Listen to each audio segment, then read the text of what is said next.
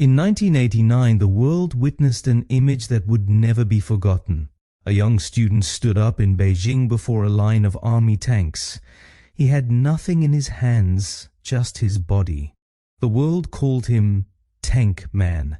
He didn't have a gun, just the courage to say, "Violence will not break me." Welcome to the Sebcast, home of the #1 network for your life. Here we turn our beloved stories on their heads, look at what history might have overlooked, and discover together how Jesus invites us into a greater story where we live, work, and play. Now, turn the lens back to Jesus. The most radical aspect of his life was his no to violence.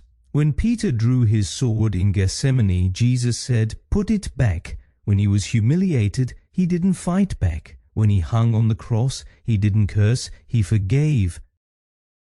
It sounds beautiful, but it is the most challenging path imaginable, because I am now simply talking to myself, and while I'm glad if it benefits you, I'm also preaching to myself, as I could have handled something better just last week, but I didn't.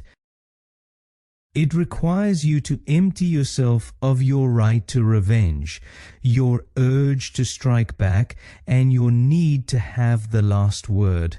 That's what Paul means when he says, "Let the attitude of Christ be in you." It feels wrong, but the fruit is this: the path of self-emptying changed the world.